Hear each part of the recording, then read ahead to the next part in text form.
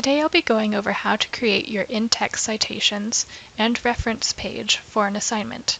If you are unfamiliar with when or where to use citations, I recommend viewing our video on plagiarism before watching this one.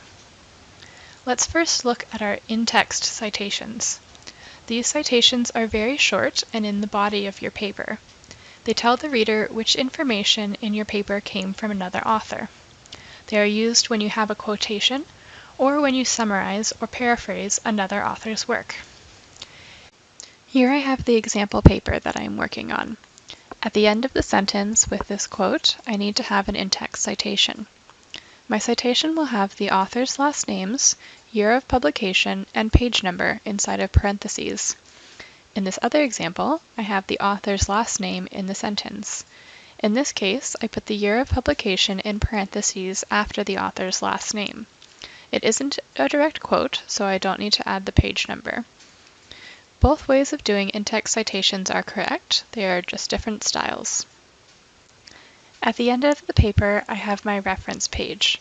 This is where I put my full citations. These citations are longer and include all of the information my reader would need to find the article themselves. I have a few citations here already, and one more article that I need to add.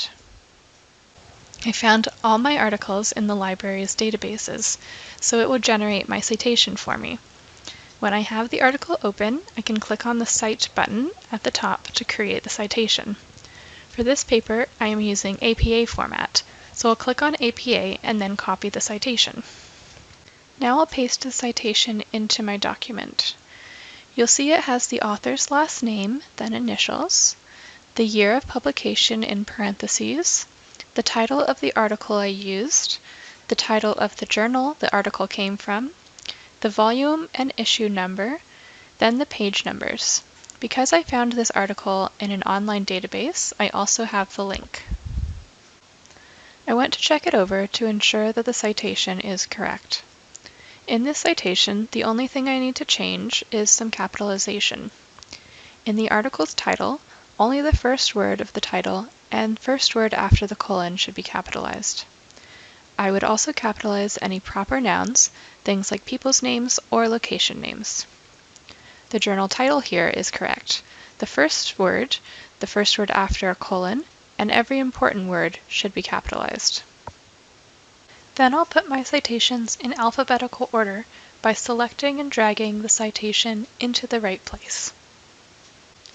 Now I want to create my hanging indents. Each citation should have the first line at the margin, but the second and any subsequent lines indented 1/2 inch.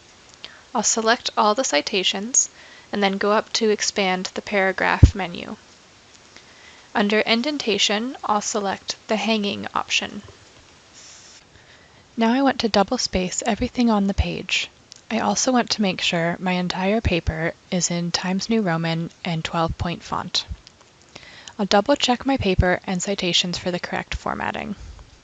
You can find more guides on the correct formatting on the library's website.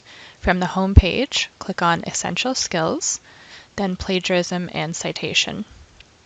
On the Citing Basics page, you can find our handouts about formatting your citations, both in text and for the reference page, as well as a link to the Purdue OWL Writing site, which has even more information on the citation formats.